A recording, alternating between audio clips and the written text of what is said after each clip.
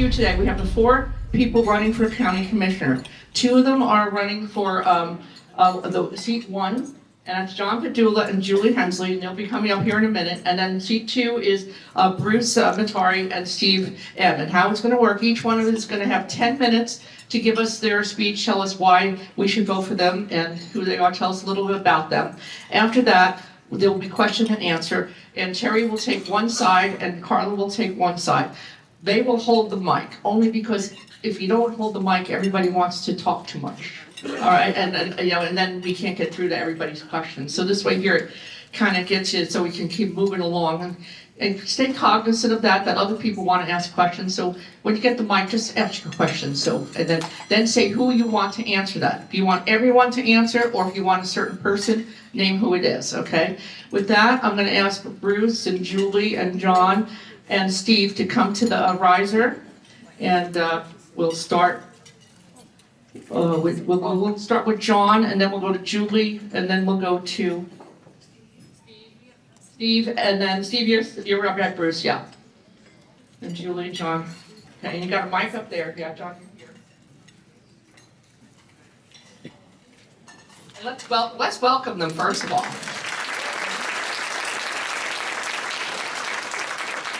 I mean, I want to applaud anybody that wants to run for office. We appreciate that, because that's what we need. If it's not you, who? So if we don't run up, if good people don't run for office, we're leaving vacuums for people that we don't want running for office. So anybody who has passion and a desire to come into the fold, please let us know, let somebody know, and we'll help you get through the process.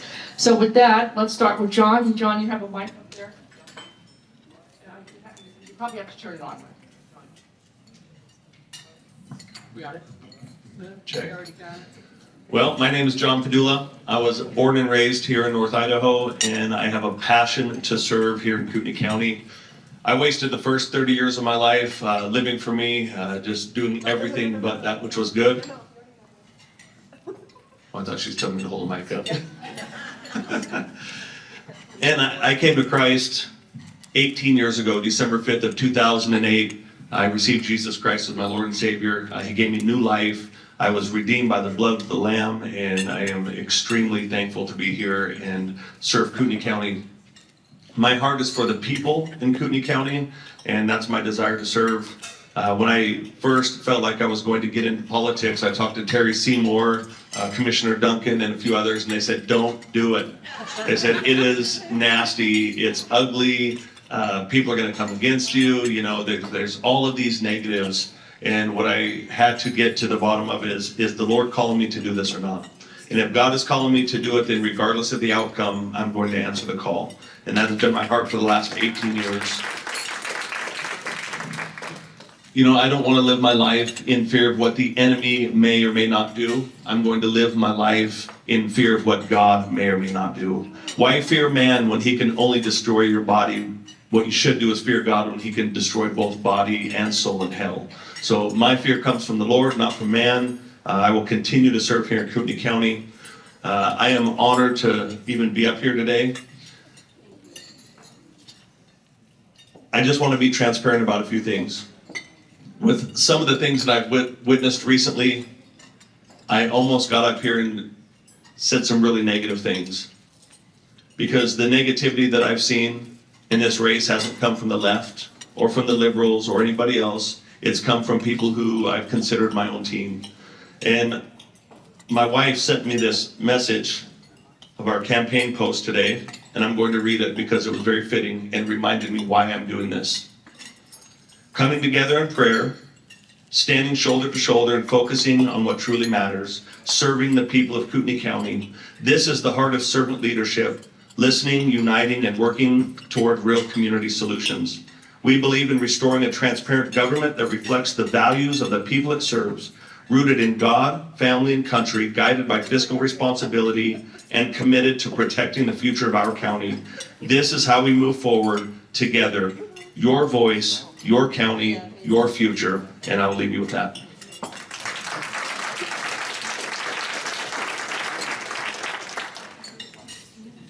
Hi guys, so my name is Julie Hensley and I'm running for Kootenai County Commissioner in District 1. I first of all want to thank you all for being here today.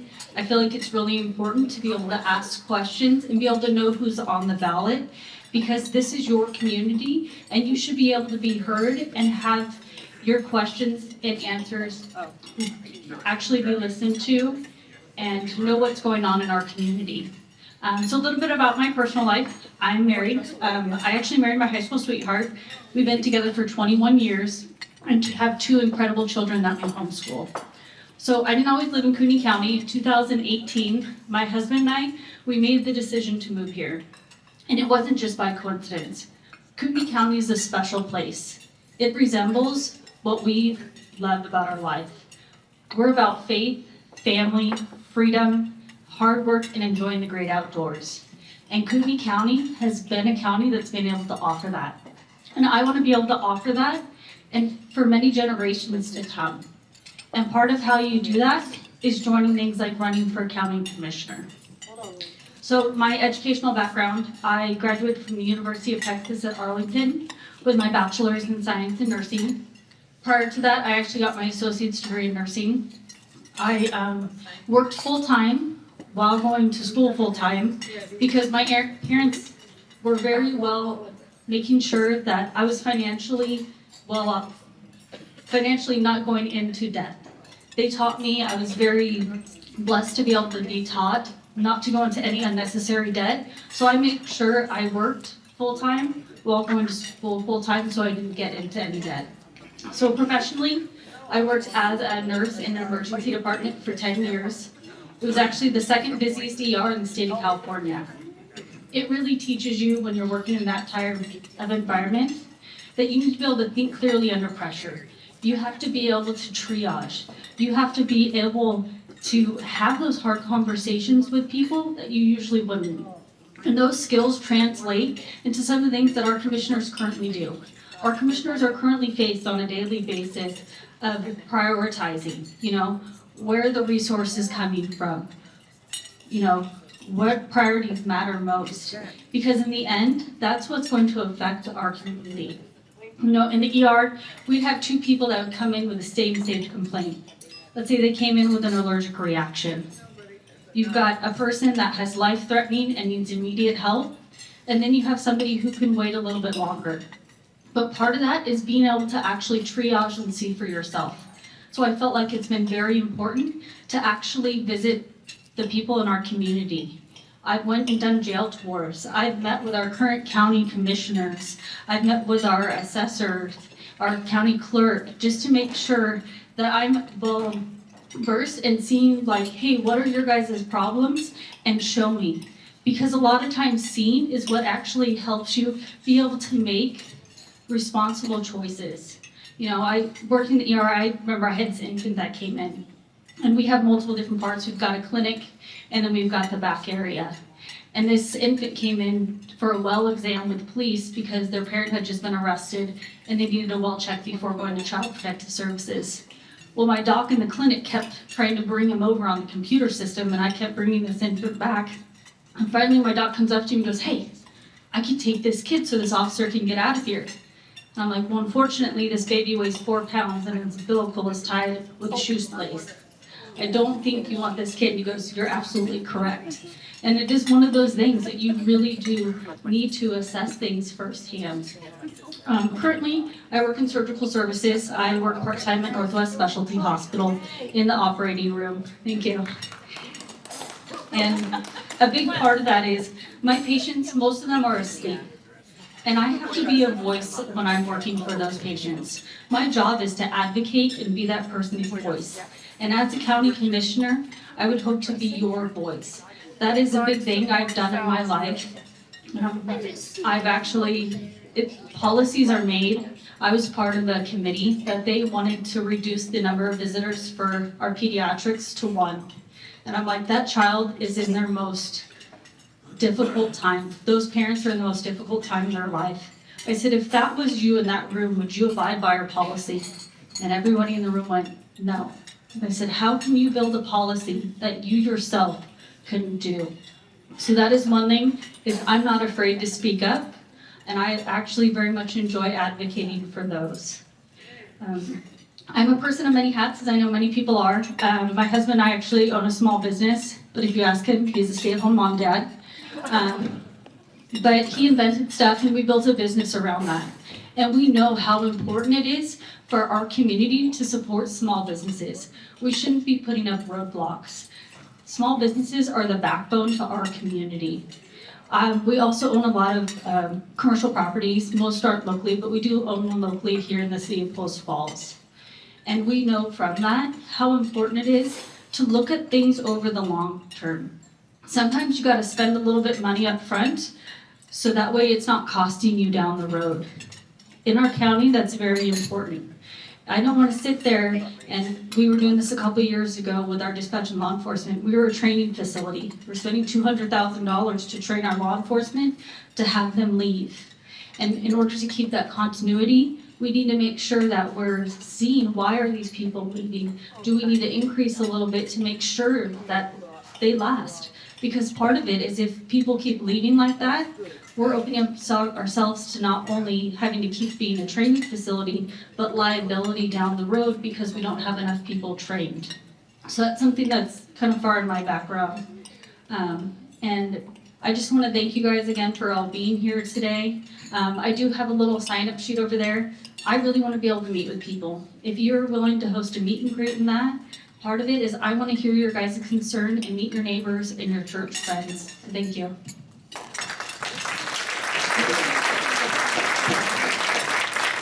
Yes. Hello, my name is Steve M.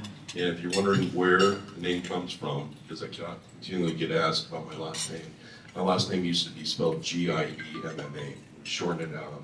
When my great-grandfather on my dad's side came down from Canada into Spokane, shortened to EM. So I am a trash man. I work with the city of Spokane. I live in Worley, and I've lived up here almost 6 years. During that time, I can tell you this, I wanted to come up to this community and just retire, eventually just retire. And I saw a lot of issues going on. But before I go into the issues, I'd like to explain where I actually come from. I'm originally from Las Vegas, spent 16 years there, raised our family. I have 4 children, I have 1 grandchild now, and before that I was in Los Angeles. I spent a couple decades in law enforcement as a probation officer, went on to work in Clark County as a backup to child sex abuse investigators, and then went on and closed out my career as a law enforcement officer with the state of Nevada as an investigator. After I moved on from that, I eventually made the decision to become a truck driver, of all things. Spent time on the road, drove my wife up the wall, because I was gone quite a bit, hung that up, and then moved on. And we eventually found our way up here, leaving Las Vegas, because it was just becoming a place of that you couldn't raise a family or even live. It's just becoming too violent. So coming up here, I've been asked lately, why aren't you running? Well, I've seen issues up here that a lot of people haven't seen. And 4 years ago, I actually got a chance to attend some meetings with Mr. Mutari and Bob Norris, because my dad was an LA County Sheriff too. Spent approximately 45 years as an LA County Sheriff. He rose up to commander, and he was also a businessman. So coming up here, and when I actually wanted to get to know what Mr. Mutari was all about, because he was running, I remember seeing him at Elmer's, and thought it was pretty interesting that he said, basically, before this, I was never a politician. I'm like, interesting, because a lot of people come from political backgrounds. I'm like, okay. And I think Mr. Mutari actually got my vote on that too. So, but now, the issues that I see in this community, other than the human trafficking, which is pretty prevalent, on the lake, that'll be starting up soon. I mean, I have full faith in our law enforcement up here, but some of the other things too that I had seen, and actually called upon my contacts in Los Angeles about, there were 4 captains from the Mexican Mafia that made residency here for approximately 9 months before they moved over to Spokane. And I even asked deputies about what was going on, and it raised a lot of concern to me. So that's why I'm here. I feel that I can just represent the constituents in my district, both native and non-native. I get out there, I talk to people, I find out about the problems they're incurring every day. A lot of them are blue-collar workers such as myself. And I just believe in transparency. You know, I was a community worker for a couple decades. I was out in the community all the time. I was never at my office and just making contacts, checking in on people. Education is a priority to me. I mean, it was such a priority that when I was a gang officer, I had one of the minors on my caseload call me and actually tell me, Mr. M, I'm afraid to go to school because I got to go into enemy territory. I'm like, okay, I'll be right over. I picked them up, took them to school, and I picked them up after school. And that's just how I'm just a down-to-earth person. I'm human, I make mistakes, just like everybody else, but, I truly believe that I can serve constituents in my district, both native and non-native. And, I'm asking for your vote. Thank you.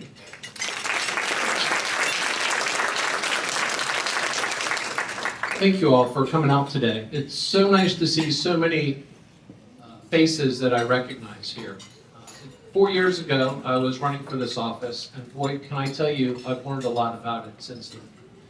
I think one of the things that sometimes is hard is to understand exactly what a county commissioner does, right? So let's just run through a quick list on that. First one is that we're a policymaker. We're part of a policy-making board, and we set policy. And that's very important. With good policy, it addresses a variety of different situations. What you don't want is policy that becomes arbitrary, that works for some groups but not for others. We deal with HR issues. Believe it or not, in the beginning, we had a lot of HR issues. They were legacy issues that came before us, but they also cost the county a lot of money. Now, my background is in business, and I started my business. I took the first order on the desk that I studied on in high school, and within 4 years, I had it to about just under 200 employees and full-time equivalents. And the reality is that you learn a lot when you're building a business. One of those things is building good policy. The second is your HR manual, because you have a lot of employees and things like that. And so those experiences in business really kind of fit like a hand in glove when it came to being a county commissioner. Land use decisions, that's another one of those areas that the county commissioner deals with. Writing ordinance, which is basically county law. You want to have good ordinance in place. And then review and enter contracts, and of course the money part, the budget. That's the big one. And that's one of the things that I think is most important and undervalued as being a county commissioner. Understanding cash flow, understanding where your money is coming from, understanding your expense structure, and where you can actually cut expenses, and where sometimes you actually want to increase your expenses. And I'll give you an example of that. When I first came in as your county commissioner, our sheriff's deputies were earning $11,000 less per year on day one than Kootenai police. Now, you don't have to be a rocket scientist to figure out that if you're going to start your career off and you want to apply for a job, which one are you going to apply for? The one that pays $11,000 more or less, right? And then after 5 years, that same sheriff's deputy would be earning $22,000 less. And that equals about an extra $100,000 in mortgage that you can afford to buy a house in this county. And we've watched the property values skyrocket. And so what we did was we increased salaries to just 3% behind Coeur d'Alene. Not equal, not above, but behind, because we figured that they wouldn't jump ship as quickly if it was a close margin versus a $22,000. And so that's how you spend money, because what happened was that we were spending, it cost, we did the calculations, about $105,000 and some change to recruit and train the deputy to the point of being signed off with their field training officer. And so Between 2010 and 2017, we hired 62 patrol deputies. 33 of them left before their 5-year anniversary. That's about $3.5 million in money, your tax money, that evaporated, that was spent to recruit and train someone who ultimately left. Now, the reason why this is important, and for those of you who have any kind of nexus to law enforcement can appreciate this, that you want experienced people on the street because they are less of a liability. They're more productive and it's less of a liability, which actually is better for you as a taxpayer. And so understanding these times of when you want to spend money to reduce your liability and retain qualified people, and then other times where you can actually cut expenses. And so that's one of the things that a county commissioner has facing. Along with that, I think speaking in public, and I think that this body especially knows that I spend a fair amount of time, or as often as I can, that I'm allowed, Beverly, to speak in front of Republican women, to talk about what goes on, what the issues are. Recently, I was in front of the Coeur d'Alene Chamber for their breakfast to give the state of the county. I've done a number of town halls. There's not a place I won't go that I won't explain what is going on in your county government. And two, ask me a question. You can ask me any question. I should be prepared to answer any question. And I hope today there's some really good questions. Also, since I became a county commissioner, I just want to run through a couple of things that I've been able to affect. One of them is, this is my first HR meeting. I've never heard this before in business, but someone switched from employee W-2 to 1099 contractor. And as a result of that event, we were being asked to give 3 people raises and hire a 4th person. I've never heard of that before. Okay? That would never happen in a business. And so that was my first intro into county government and how we grow government, how we increase our overhead. And so as a result of that, about 1.5 years, 2 years later, that department is largely gone. That was where transit resides. And transit is now the only one that resides in that department. In 2024, we levied $406,000 for transit for that department. And now we're down to, I think, as little as 6. We're getting the grants to pay for that. Your tax dollars were subsidized. And that's one of my big issues, is not allowing cost shifting, where your county tax dollars are subsidizing other taxing jurisdictions. That should not be allowed to happen. That's why they are a taxing jurisdiction. They should tax for what they need. We should be taxing for what they need. And that's been one of the challenges. Some other things, increasing efficiency in community development. Now, we were losing $1 million a year when I first came on board. That's a fee-based department, meaning that the user should be paying the fees so that the county taxpayers are not subsidizing that department. So I actually worked with the community development director and a couple other folks. We actually worked out a flow chart of how the permits were going through the department. No different, again, from my business experience. Where are the bottlenecks? And what we discovered was a couple of places where work was in this circle, almost like this vortex, where it was going from one department back to another, back to the department, going backwards. And it was just creating a lot of extra work. Okay? So after we identified where these problems were, we actually increased immensely the efficiency of that department. We were able to cut a residential permit from 88 days down to 19 days turnaround. We were able to reduce the commercial permit from 122 days down to 44 days. That department is now self-sufficient through their fees. In fact, they're starting to make a little too much money, because in Idaho you can't make money unlike a business, and we're looking at possibly reducing fees. We've already reduced. They've asked for an additional position. We didn't fill that, and then I think there's 2 positions that we ended up allowing to attrit out, so the department was actually smaller and working more efficiently. And so that is the kind of efficiency that, with someone like my experience, can bring to your county government. That saves you tax dollars in the end.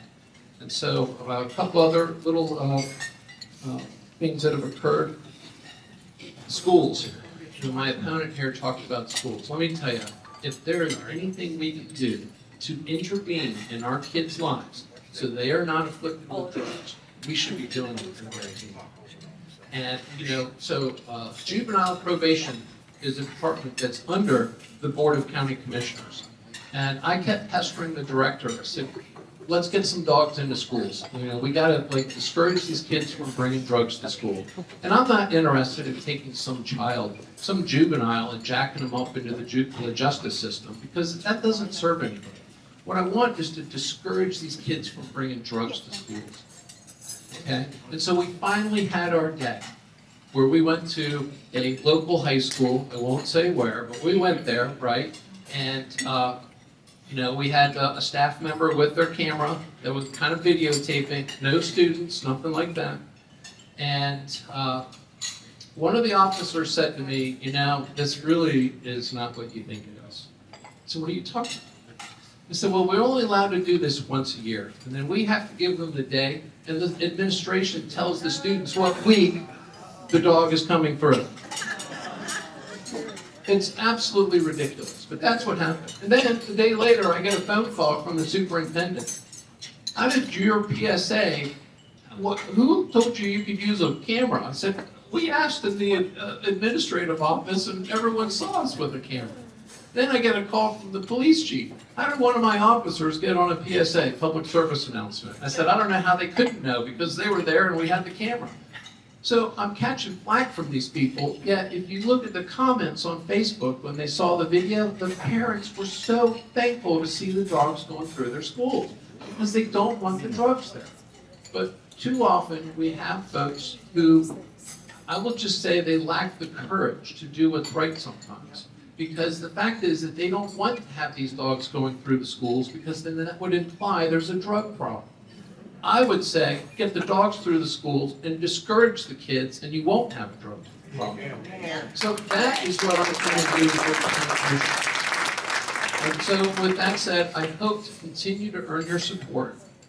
And I'm glad that everyone is up here so you can see firsthand, the kind of qualities that a commissioner should have, and whether or not us up here have those qualities. So thank you.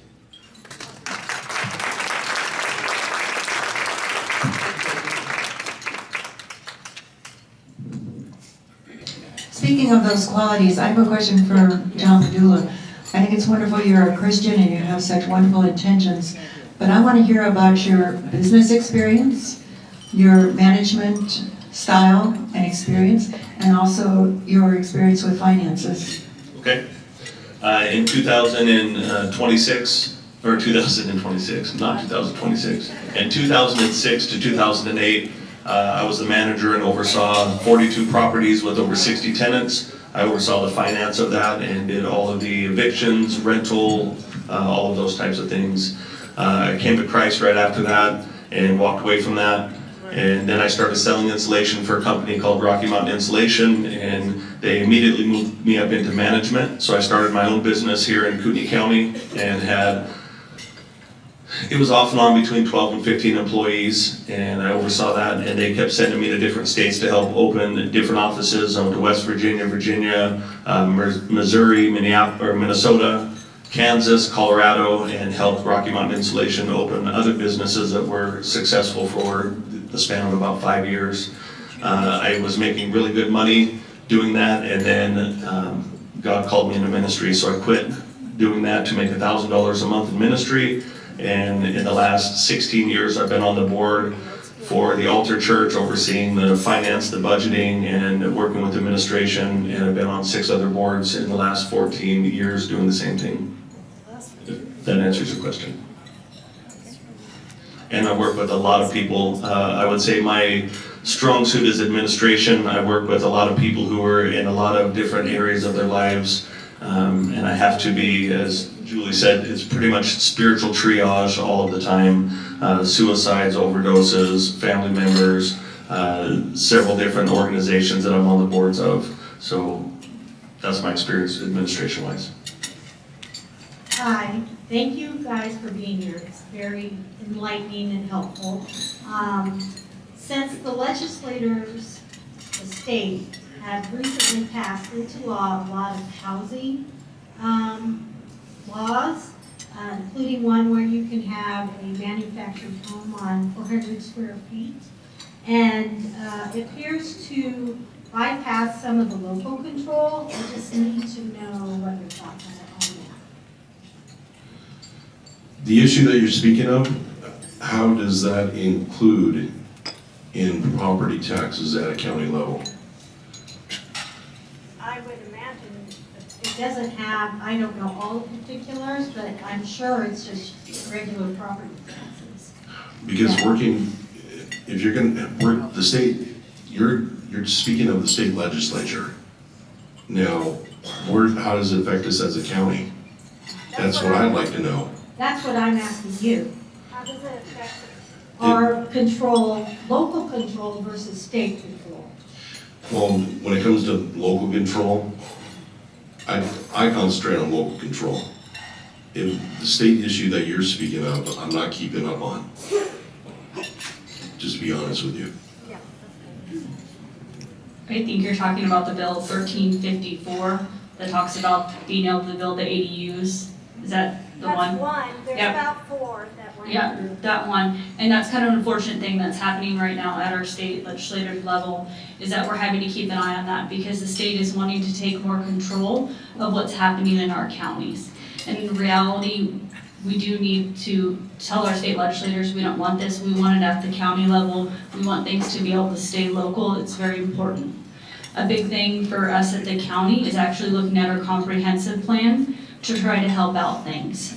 That's where any of the building, any of that comes up, is that you need to be able to look at our county comprehensive plan. They tell us we have one of the most biggest aquifers here in our county.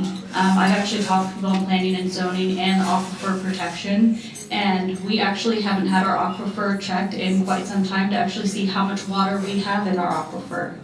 And we need to make sure we maintain our water here. We don't want to end up like Flint, Michigan, and having poisoned water. And so part of being on as a county commissioner is making sure that our comprehensive plan allows our area to stay kind of in our same little culture that we have here. I agree with Julie. I believe that we need to make decisions as county commissioners that oppose anything that isn't beneficial to our county as a whole. And even if the state passes laws that things are able to be done, I don't think we need to do it here.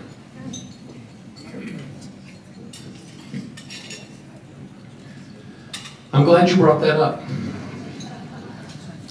It's our local legislators that are doing this, and they're making Swiss cheese out of the Local Land Use Planning Act, which was an act that was passed by our legislature because they recognized that local land use decisions should be at the local level, okay? Because we're the ones that have to live with these decisions, right? And so what you'll hear a lot of times is the phrase property rights, right? And that's a very abstract phrase, because if I ask 10 of you in this room what that means, you're probably going to get 10 different answers, okay? And so the reason why we have a comprehensive plan is so that you in this community can say what you want to occur here. So when I was running 4 years ago, and I'm running again today, who here wants to see Kootenai County grow faster? Raise your hand. There's always one of you. At least there was at the last place I was at, right? No one wants to see this place grow faster, okay? And that is where it begins, is in the comprehensive plan. The way our comprehensive plan is drafted right now, we do not have a legally defensible way to say no to growth, right? Doesn't mean we have to stop growth, doesn't mean we want to stop growth. What it means is that there are times where as we continue to grow, the services can't keep pace. And so we should be entitled by law to say not today, or we'll give you 20 or 30 or 50% of what you're asking. Now, the good news is that the county is in the process, the very beginning parts, of updating its comprehensive plan. And this is your opportunity.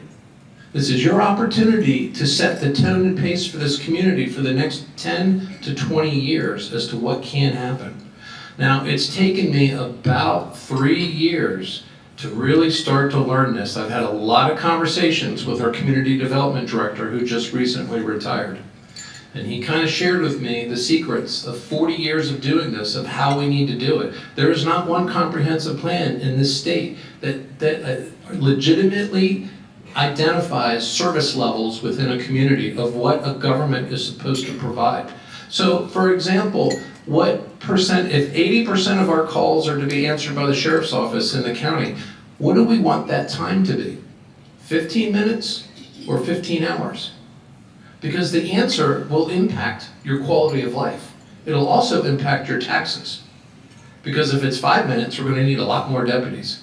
If it's 15 hours, we probably don't need that many. And so understanding that, this is one of the most important documents that the state legislature has given every local jurisdiction. And my hope is, we've already started the conversation with cities where we can actually start to link our comp plans together so we can have more of a community-oriented destination.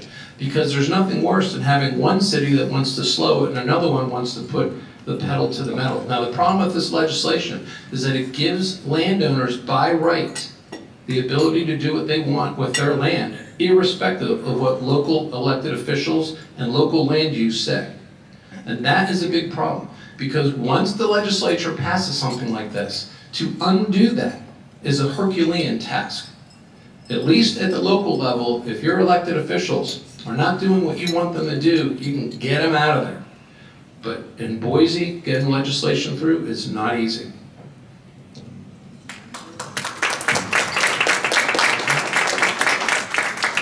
My question is for John. Your redemption story is heartwarming.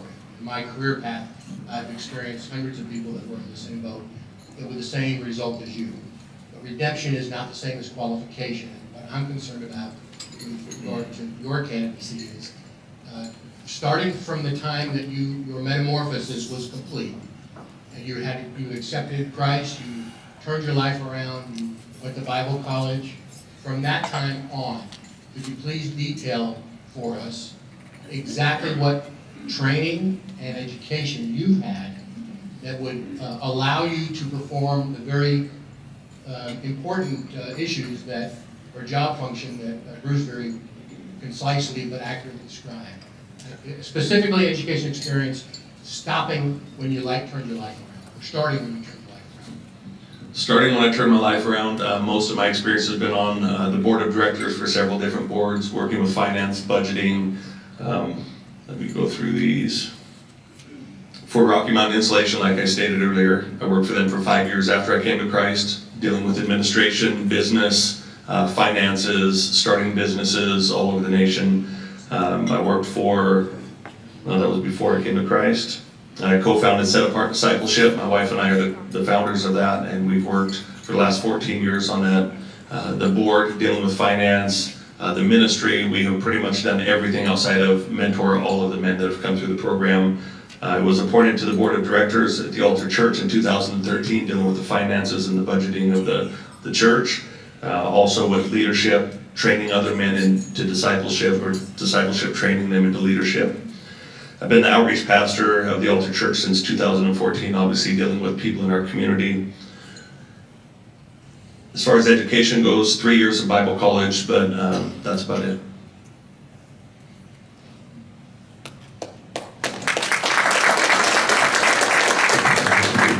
This message is for Bruce. Bruce, I've always admired you and voted for you 4 years ago, and I watched you with Aphelios and was really glad what you did. But I do have a question for you. It says, you were talking earlier today about the deputies, and it has been said that you told somebody at the sheriff's office that if the FOP, the Fraternal Order of Police, would back John Padula, that they were done. They were done and they couldn't cross that line again. What did you mean by that statement? You know, Glenn, it's always interesting when someone asks me when I stopped beating my wife. Who says I said that? No names. So all the rumors, right? All the rumors about everything I do. And in fact, I appreciate the fact that so many people in this community give me real estate space in their minds. to think that I'm behind everything, okay? I am a mere mortal like you, okay? I am productive, I am effective on things, but, you know, I don't go around saying that kind of stuff. That is not me, okay? So I don't know where you got that from.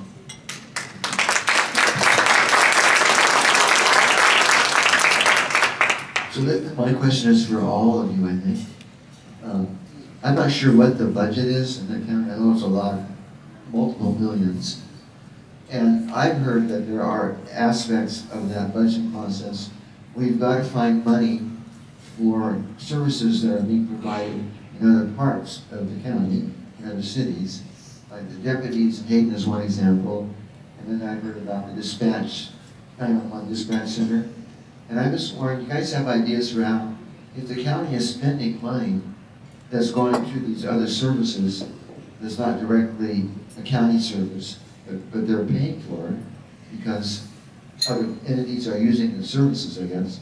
Do you have any ideas on how you can equal that out or make some deal or arrangement so that the price is more equally distributed so that the county isn't paying for things that people who are using the services maybe could pay something for also? I guess I'll begin that. Apparently, the budget from what I was told is $140 million. And I was also told by one of the politicians in this county that 60% of that is going to the sheriff's department. All I can tell you is that until I see numbers of where money is going, I don't want to say anything else beyond that. An audit needs to be done. We need to know where the money's going first before we start thinking of other ways to draw in more money. I mean, we rely on tourism heavily in this area. But having worked with CPAs, and my brother-in-law works for the Franchise Tax Board in California, the only thing I can tell you is that present the numbers in front of me first to see where all the money's going. Then we can make decisions from there.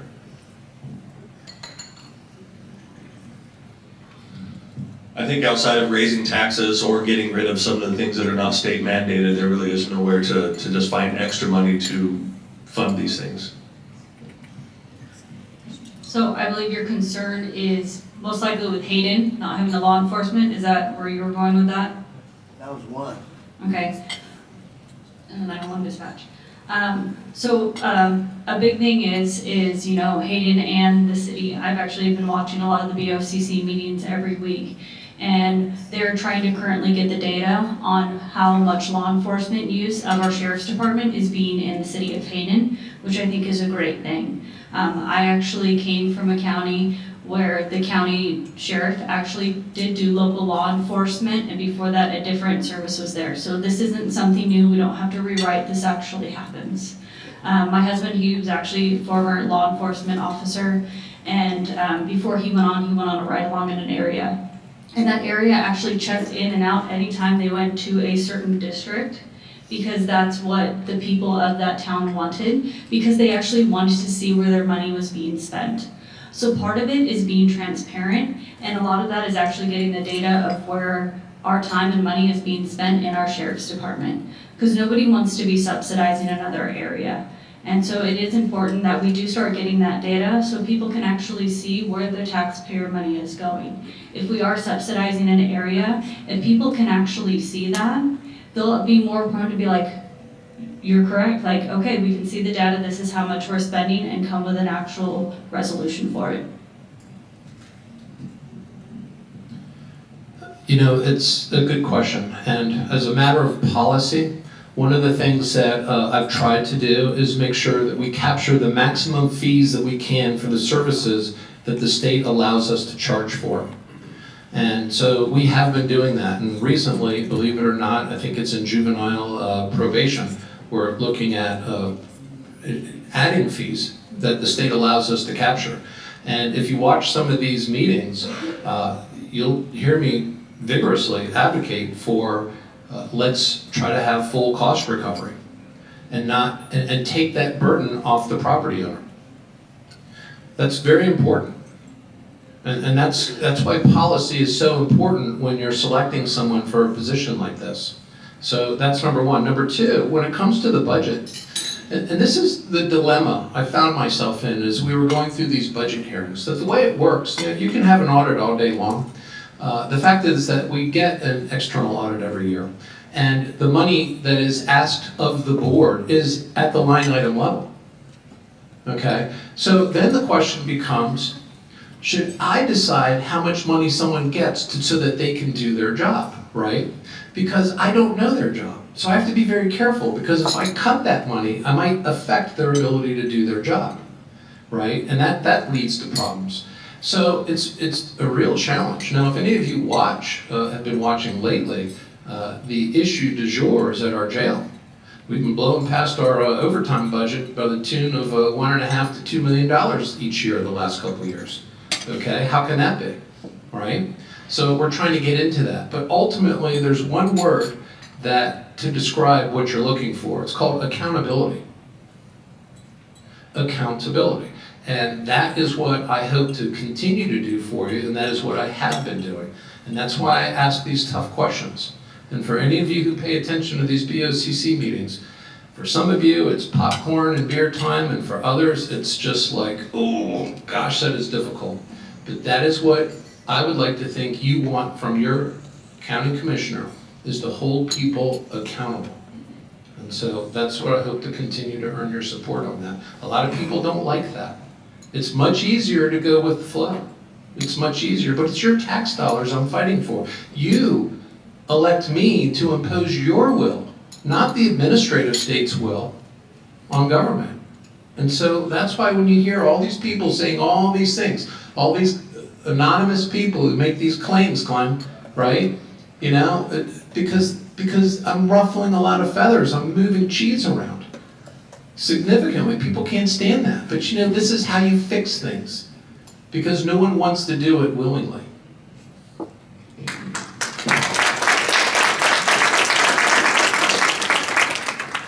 This is a question for all four of you. How long have each of you been married? Some of you mentioned it, some of you didn't. How old are your kids? Are they grown? Are they little? Like approximate ages? Everything. Thanks. I will be going on 33 years this August 14th. I dated my wife for 6 years before that. I have 4 children, they're all grown. Megan is 31, Tony is 30, he'll be turning 30 in May. Nico is 28, and my youngest daughter Allison is 25. I have a soon-to-be 4-year-old grandson this July, whose name is Silas.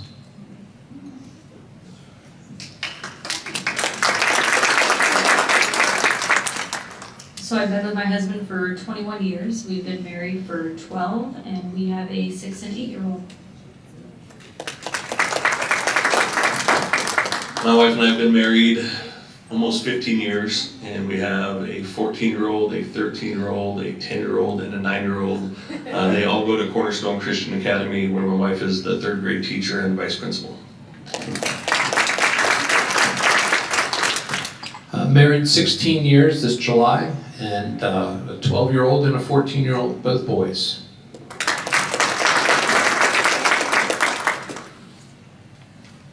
Okay, excellent. So this question is for all four of you. As you know, many organizations, when you work for an organization, there's a mission and a vision. I want to know from each of you, what is the mission and vision, the North Star of Kootenai County government, because there is one on their website.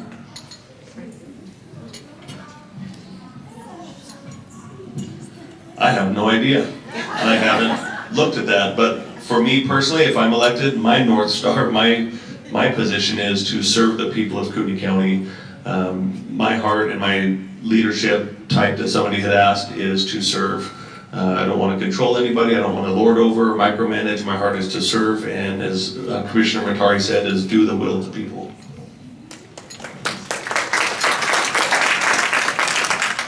I'm actually surprised I've not seen that, because I'm on that county website quite often. But no, it's similar, John. It's really to serve the people of our community. To be honest, the mission, I have not looked at it lately. But my North Star is to serve the constituents of my district, to make myself accessible, and listen to what they have to say. The county government is actually listed in the state constitution. It has statutory obligations to fulfill for you. And as your county commissioner, it's my job to ensure that those statutory obligations are fulfilled cost effectively, meaning that your tax dollars are wisely spent and we don't need one more dollar than we take.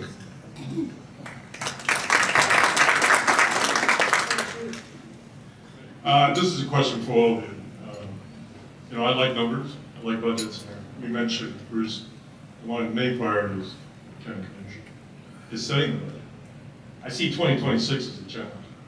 Obviously, this recent events and so forth, the global economy, everything that's going on, costs have risen across the board. Specifically with the one that basically drives a lot of the economy, which is energy. What are the challenges each one of you see going forward in setting a budget? Obviously, hard decisions have been made, so just give a brief overview of what you guys think your challenges are going to be. We have a new Fed chief coming in May, correct? I listened to, I have a friend of mine who is a senior vice president of a bank in Southern California. I discussed some of these things with him. The economy does not look good down this road. All I can tell you is that, you know, like in years past, especially when I was a probation officer, our managers would tell us, tighten your belts. And that's what I'm expecting.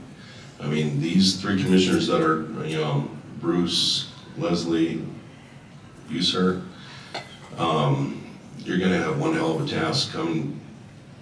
You know, it's gonna be interesting because I think the economy, personally, is going to get worse before it gets better. So one thing is, you know, my husband was a law enforcement officer and I was a nurse. I know the biggest thing about, we call it saving pennies to spend dollars. And a lot of that is looking at our budget and seeing what areas, I don't need to go out and grab a $5 latte, I can go have drip coffee. And it's looking at being able to see those areas that we might be able to hone in. And unfortunately, sometimes in life, you have to live within your means. You have to live below budget. My husband actually says our best year in business is the year we made zero. And he says because financially, we had to make sure that we honed it down. There was no extra spending that we can do. We actually had to live way below our means and be able to make cuts. And that is something I've had to do in my life. And I realize that if the economy starts taking a turn, we have to be able to sit there and, you know, figure ways around. In nursing, we've had our budgets cut a lot. And you come up with very interesting ways on how to keep the work flowing, keep patients being seen very quickly with limited amount of resources. Agreed, there are a lot of things that are not state mandated that the county pays for, and I believe those are the things that we need to start looking at if we're not gonna make budget. I know the airport, 4-H, there are a lot of things that are beneficial to Kootenai County that are not state mandated, but if we can't make the budget, we're gonna have to start looking and making hard decisions.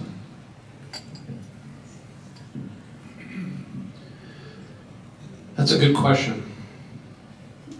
We have a lot of challenges, and you know, one of my big challenges in county government has been to get good reporting. As a county commissioner, I cannot tell you how many emotional arguments I heard for money. It doesn't work that way. Show me the numbers. You'll hear me say that all the time. Show me the numbers. Last budget, sheriff wanted 4 more patrol deputies, then reduced it to 2. I said, forget about it. What do we get today with what we have, and what are we going to get with 2 more deputies? You're asking me to grow government. No. You have to illustrate what it is that you need. So until we can start getting county government fully on board with illustrating their issues through numbers so we can see where those places are that we can actually make cuts, where we don't need things, where there's a little extra fat, kind of like the community development department, right? Where we cut a lot of turnaround time and saved a lot of money. Until we can do that, it's going to be very challenging. And so in the end, we're just going to have to, this year, we're probably going to take a machete to the budget because we have some expenses, health insurance, we got this jail overtime thing, we have to pay for that. You know, right now we're pulling out of savings a little bit, you know, and that's not a good long-term plan. But we need to keep moving towards numbers, reporting, because it's your county government. You need to be able to see that. It's yours. You should see it. This is the last question. Oh, lucky, sorry. Go ahead. lucky me. This question is for Steve. Could you tell, it's a two-part question. First part is, how long have you been an active Republican in Kootenai County? And number two, can you tell us why those of us that are very loyal Republicans in this county should disregard the recommendation that our central committee has made in recommending candidates for the various offices and pick you instead of Bruce Matari, who's been recommended by our central committee after the vetting process? It's a good question. I have been a Republican, registered Republican up here for approximately 5 years. We're going on, this will be our 6th summer that we've been up here. When it comes to selecting between Mr. Matari and I, all I can tell you is this. Because of my prior experience as a probation officer and given the ability, which I didn't mention earlier, doing a tour duty of my headquarters, working various assignments in there from exams to budgeting to internal affairs. I did a whole tour in there, you know, and saw what big government was about. At the time, their budget was running $700 million. I didn't work on a budget, but I got to see numbers and how they worked. Now my dad, he had the ability with 2 sheriffs in LA County, and I was privy to, you know, and I was a young man at the time as well, seeing a budget of over $1 billion. And my dad had the ability to work with 2 sheriffs because he was a successful businessman and helped. He was one of about a dozen people that helped Sherman Block and Lee Baca. I mean, I can sit here and plead with you all day long, you know, and I don't know if this will become a popularity contest. I mean, Bruce has got a family, he's a handsome guy, he's got a beautiful wife. You know, it's one of those things where at the end of the day, which direction do you want to go into? My experience over the course since 1986, since I've graduated high school, that will be implemented.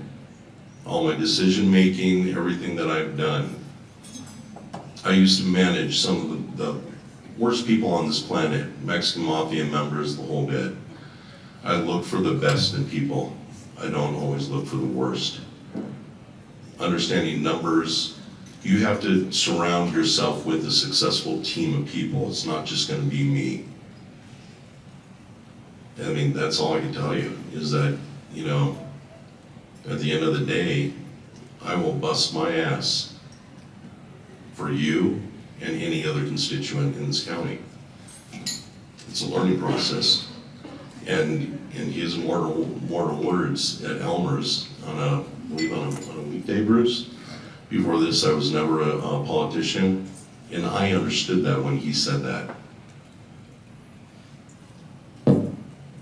Okay, one last question.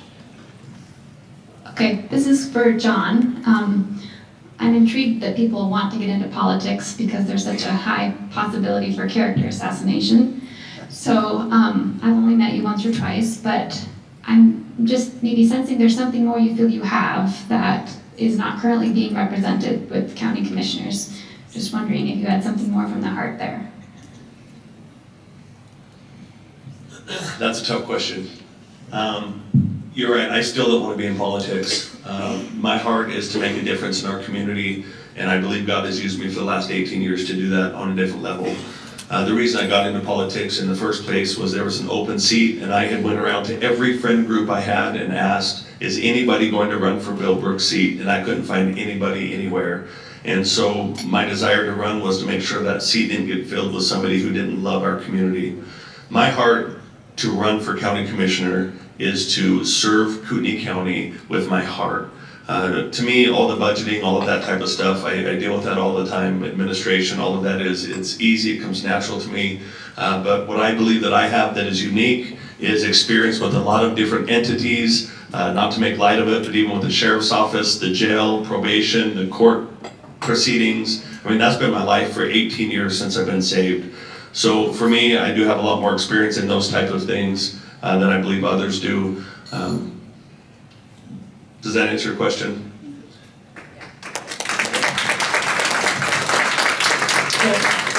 Is this on? Is this on? Can you hear me? Okay, we're really, we're running out of time, but John, you wanted a like 2-minute closing, is everybody okay with that? All right, so John, start with your 2-minute closing. Okay, I don't need 2 minutes, but just one last thing that I wanted to say is regardless of recommendations or endorsements or the FOP or the realtors or the builders or any of these entities getting behind a candidate, it is up to you, the voter, to get to know each candidate, what they stand for, who they are. And I would tell you, if you get behind Julie, then get behind Julie. If you get behind Steve or Bruce, whoever you feel like God has given you the ability to support, get behind them, help them, and support them, but do it without slinging mud on other people who are on the same team. That was great. I appreciate that, John. I actually feel like it's been great running against John here of having the two of us, because I feel like we've kept it very nice and cordial, which I feel like doesn't happen a lot in politics. So thank you for that one. But I just really want to thank you guys all for being here today. I'm going to be over here staying afterwards. If you guys have any other questions or anything that's been, you feel like needs change in our community, I'm all your ears. Just please, I'll be right over there, and I'd love to answer questions and meet other people in our community. First of all, I'd like to thank Beverly. And where's Terry at? Thank you. I know you both work so hard because I hear about you guys all the time, about the amount of work you put in. I appreciate that. Thank you, Steve. Secondly, this guy's got a hell of an uphill battle against Bruce. I know that. It was interesting because I was talking to Bruce outside and he had heard when my birthday was, and it's really interesting. He is October 24th and I'm October 23rd. Same year. Except I'll admit he's better looking than me. He is. I'm just a blue collar guy that's thrown his hat into the ring. I don't like to make things personal. And I always like to look for the best in people. Bruce is doing the job every day. And I'll tell you this, I think I can do this job. I believe I can. That's the way my dad taught me. Get in, do the best you can, and then when time comes, you get out. That's why I'm here. That's why I'm here and I'm speaking before you. If a lot of you think that Bruce is doing an excellent job, God bless you. In my honest opinion, I believe that I can do better. But I don't know a lot about Mr. Matari, but thank you. Well, first of all, Steve, thank you for the accolades, honestly, and the compliments here, Too bad we never had a chance to speak beforehand where I could have answered some of your questions and given you a little insight as to what exactly is going on inside your county government. I ran 4 years ago on addressing the irresponsible growth that we witnessed going on around here, properly funding our law enforcement, getting more numbers to show what's going on inside your county government, and ultimately that leads to transparency. And I am making a lot of headway there, but there's still more room to do. or still more work to do. And that is why I'm asking for your support, so I can complete the job you hired me to do. And that's what this is about, is getting that growth model under wraps, so that we can get a handle on it, so it leads to a tax policy that's not going to end up taxing people out of their homes. The density that is occurring here is leading to more and more tax needs than what you can pay for. And that is what I'm working on. I'm also on the legislative committee for Idaho Association of Counties. And that's one of the things I'm working on in Boise. We got Joe Alfieri to get a bill through the House that requires the cities to collect an impact fee for jails and courthouses. Unfortunately, it died in committee in the Senate. I don't even know why. These are state mandated services. The legislature tells us we got to do this stuff. But without that impact fee, guess who pays for that jail expansion? Guess who pays for that new courthouse? You do. And that's what I'm trying to work towards completing, is that kind of stuff. And it goes way beyond the scope of just a county commissioner. And so because of that, I'm asking for your support so I can finish that job. Thank you. Thank you to all of you, because I know it can't be easy being up there, I'm sure. One thing I want to say, on your agenda, early voting starts on, I put it all on the bottom so you know. The early voting starts May 4th through May 15th down at the elections office on 3rd Street. After that, on May 19th, you have to vote in your precinct, okay? And one other thing before we do Leah's raffle presents. Like I always say, I feel like I'm saving a lot of money by not running for office. All of us are, okay? It costs these guys a lot of money, so if anybody wants to open up their purse, they could use a few bucks, because everything, signs, mailers, all cost a lot of money. But that will,